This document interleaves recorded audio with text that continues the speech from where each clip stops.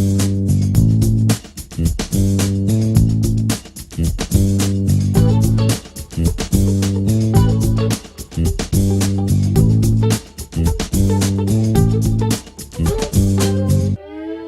my name is Jenny, and this is Jewelry by Design. I own it with my husband, John, for many, many years, 19 years now. We've been married 25 years, working together. We haven't killed each other, which is great.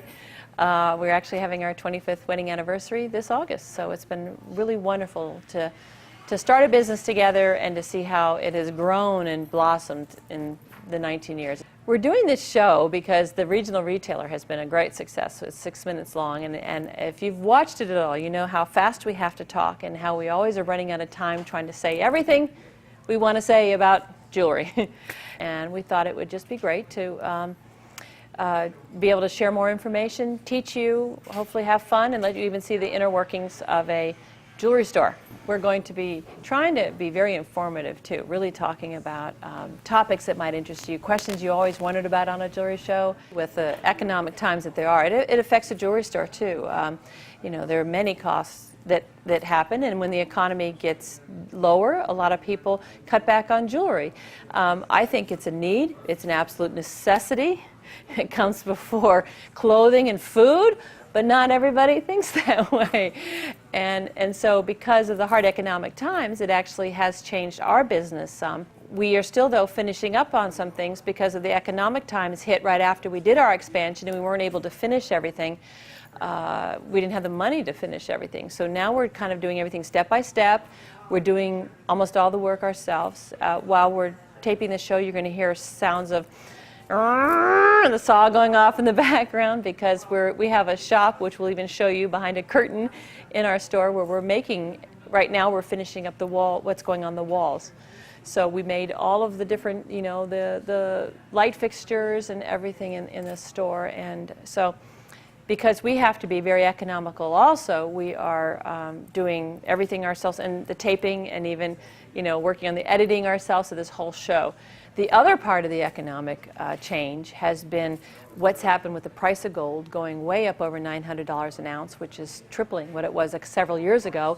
And with gas prices, with the home prices falling, with everything happening, is that gold now has this value other than, I mean, its main value in our opinion is the sentimental value of when you give a gift and the romantic reasons, and or even the self-congratulation if you buy it for whatever reason.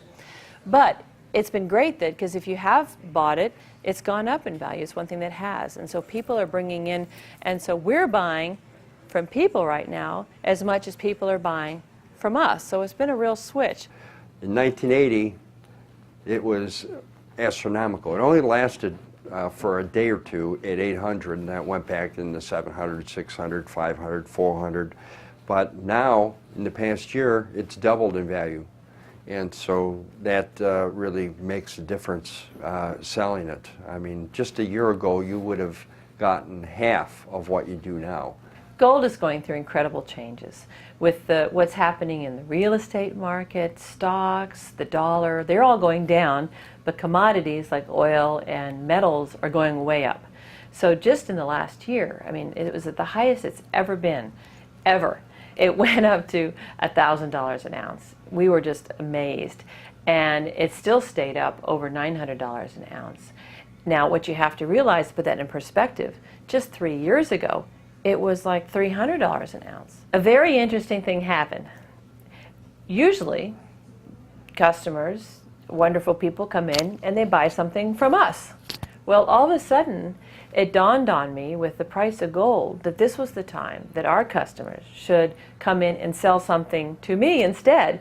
And so I started advertising for people to go ahead and bring the jewelry into here so that we could give them one of the best prices in the area. My husband and I, we operate with a mindset of whatever we need to do to help our customers out, to make people happy, and to make this work, this whole running of a jewelry store work, we're willing and able to change and adapt, which is the difference between us and a large store. They can't adapt. They can't all of a sudden decide, well, let's start buying gold from people. But we have, and it's just been amazing since March when we started. We have bought now over $300,000 worth of gold from customers. And the fun part is that many people, I mean, they've either walked out with a check that can help pay a mortgage, but they've been able to trade it for jewelry. We've got all this gorgeous jewelry. I mean, you know, we're not a pawn shop. We don't operate like that, but we have beautiful store filled with jewelry, and people have been able to get even more for their gold to trade against our wonderful jewelry like Hearts on Fire or Pandora. It's just been fun because it's like guilt-free purchasing. You raid your jewelry box, you come in, and you don't have to, you know, raid the grocery money. And I had to really kind of train all my employees as to how to buy gold. Just my appraisers were doing it in the past, but now we're doing this all day long. So everyone learned how to read stamps on gold, knowing all the markings on gold, how to acid test gold and silver and platinum, and how to be able to weigh it and figure out what the current price is. And it's just been a whole, almost like a retooling. And I've got such wonderful people here. We were already so well trained in terms of everything because we do so much service and repairs that it was pretty easy, but they all are trained now as to how to buy gold.